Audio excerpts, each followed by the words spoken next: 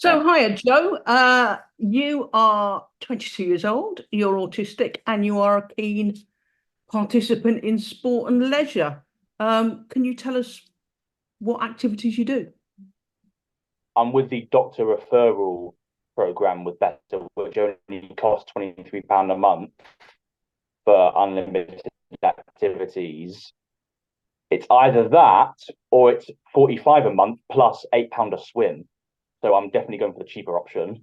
And living in supported accommodation and being on antidepressants is what gave me the GP referral scheme. So uh, occasionally I do get checked in with a health professional at the Better Leisure Centre who works for what's called HealthWise, which is of the GP scheme, and blood pressure, height and weight, ask if you need any help with anything. And the activities I do within the leisure centre is swimming, yoga class, and I haven't used the gym yet, but I plan to. Can we kind of look back in time a bit now? And do you have any memories from your childhood of being involved in sport and leisure activities? What do you remember about PE lessons do they still call it PE? I don't know. At school, and what did you think of them? Did you enjoy them? Yeah, so within school, yeah, obviously we had PE lessons. I did not really enjoy them.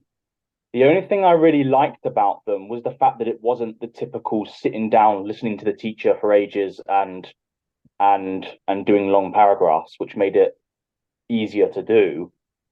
And the fact that we were moving made it fun. But um but what we didn't like about it is we weren't actually really being taught about physical health. Like we weren't actually being taught about the benefits of physical exercise, how to know if you're overtraining, um, and how it affects your physical and mental health overall. And we didn't learn about anything like first aid, so it wasn't really a lesson about physical health. It was more just learning how to play football and basketball and cricket and other sports, which was useful, but we did have to learn about the actual impacts that sport and physical and exercise had on your health, because that's a very important thing to learn, especially if you're going to do a job in it. So that's interesting because it's quite a common thing in autistic people to need to see the whole reason for doing something rather than just being taught how to do it. So is that what was important to you there? And that was the thing that was kind of missing? That's part of it, but no, but like even for every single student, like you don't go to an English class and just simply read a book, and you don't go to a maths class and just count how many fingers you have, five. Um, you just like you got to learn about the subjects. You got to learn how it's applicable to other parts of your life, and you got to learn how you can use it in the field of work when you're older. And we learned that in every other subject, Yeah. but we didn't learn it in PE. Like PE, I felt was just more of like a break from lessons, even though it was a lesson. Yeah, okay, that's really interesting. So, since you left school, became a young adult, what motivated you to take up judo and boxing and other forms of exercise? Well, judo and boxing has only start. I started judo when I was 19 and started boxing when I was 21. And what motivated me to take up those particular sports is the fact that they are martial arts, and the fact that it involves a lot of cardiovascular exercise. So exercise to help improve your stamina and endurance and speed. But And why was that but what important? really got well, martial arts from a self-defense perspective, albeit I have never been attacked in my adult life, Hmm. but also because as a lot of people would guess, going to a boxing class, you get to pretend that the punch bag is someone you really don't like. You don't have to show that anger in real life. So it's a good outlet for any pent-up aggression you might have. Yeah, and definitely an adrenaline workout. Cool.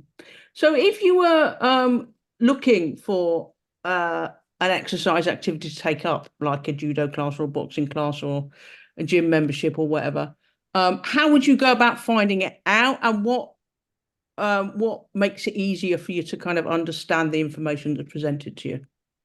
How I would look for a class is simple. I just look on the internet. The good thing about the judo and boxing classes that I take is that we have good coaches. And when I say good coaches, I don't just mean polite and friendly. I mean ones who listen to you when you're struggling to understand something. And that's actually always been an issue in judo because they demonstrate something and then expect you to copy it.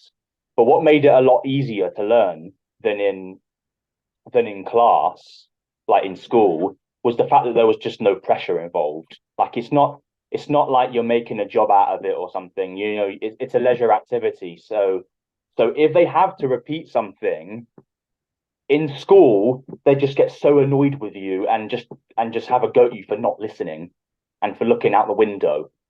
But and that was definitely a big struggle for me as an autistic student. But in judo and boxing, even if you were just not listening, they wouldn't care. They'd just repeat themselves. So I think that's what makes it easy to learn is the fact that they're willing to adjust to every student individually. Yeah, oh, that's good. So, leisure centres are quite well known for being loud and big and busy and bright lights and Mm. lots going on, and that can present a kind of barrier to some autistic people because of the sensory overload and sensory input. Is that, can you describe how that might be an issue for you?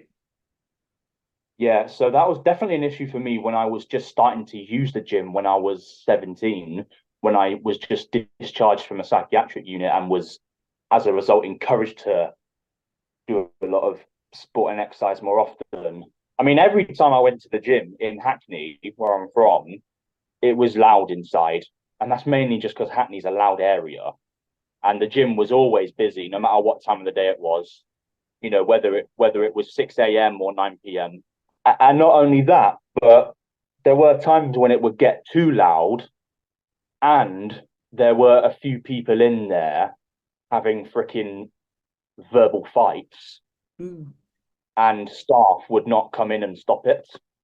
And that would usually just be because they didn't notice. So I think the way around that is just to have, you know, more staff availability within the gyms and other parts of the leisure centres and try and put on noise limits so that not only is it more inclusive for people with sensory overload, but also so people can concentrate on what they're doing. Mm. And you don't want to come across any verbal aggression amongst any strangers because Yeah, that will not be a good experience. yeah, that would be quite off-putting, wouldn't it? What have your coaches in your classes done that has helped include you and make you feel at ease? So in boxing, every time I tell the coach that the music's too loud, he turns it down.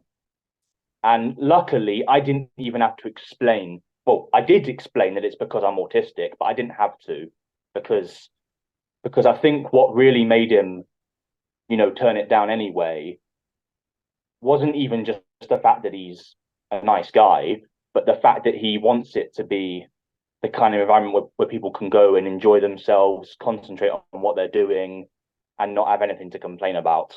I think that's what has made boxing a good experience for me personally. As for judo, it's just the simple fact that the coaches understand how complex everything is to learn, and they don't judge you if you've lost focus on what they were saying and they've had to repeat themselves. And also the fact that when I've asked them for like help with remembering certain judo throws to move up a belt, they would obviously help with that, but they would also try and help me stay relaxed as possible by telling me stick to the ones that you know you can do and not the ones you think you have to do. So yeah, I think that's what makes it that's what's made judo a good experience for me, is the fact that A, they don't judge your learning method, and B, they're always there to help you, and they always want to take pressure off. That's a really good thought. Okay, I'm going to ask you one more question. Mm. Thinking about the local leisure centre that you use, what would you change about it to make it more welcome and inclusive for you? I've not been going there long enough to decide, but um, only thing I would say that I've discovered is that certain activities, like yoga classes, which I do once a week, you have to book it in advance, and that's just simply to make sure that there's enough space, and that's good. I think for both autistic and neurotypicals, it can be a bit confusing the way you book it, because um, the way you have to book it is you have to join a wait list, and then you get an email as soon as a space turns up. And if you don't book it on time, the space will go away, but it might come back. So the method of booking for the yoga classes and other fitness classes that I've just described, um, it can be confusing for both autistics and neurotypicals, because it often looks like they've booked a place when they haven't. Yeah, I think that would And not only would I find that confusing, I think it would make me quite anxious as well. Simpler system for booking, yeah, without the Mhm. anxiety of not knowing whether you've got a place or not. And also, as some other players have said, more yoga classes, Or yoga classes. Yeah. because even though there's yoga classes on every junction in the area, money is the issue. Because whilst I'm with that GP referral scheme Mm-mm. at the leisure centre, I can do anything unlimited for £23 a month, whereas a lot of yoga clubs would take like £15 a session. Yeah. Could you sum up just by saying why it is so important to you as an autistic person to do exercise, leisure, sports? Well, it's not just important to me as an autistic person, but as a human, because A, it's just so good for me physically. Like, it makes me more flexible, it helps me run faster, helps me lift things heavier, helps helps me sleep better as well. And it also helps me eat better, because not only, is there's the fact that it makes me want to eat the right food in order to fuel myself properly, but it actually makes me crave junk food less. It Mm. makes me want to eat healthier and want to drink more water.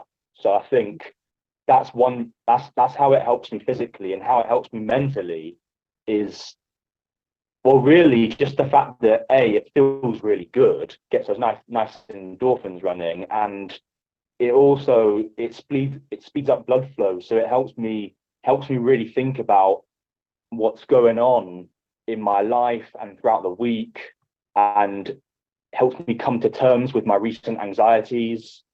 And that really, it helps me think about what's going on better. It helps me concentrate better, and it helps me stay more relaxed. And it just feels really good as well. Excellent. Thank you, Joe. Cheers.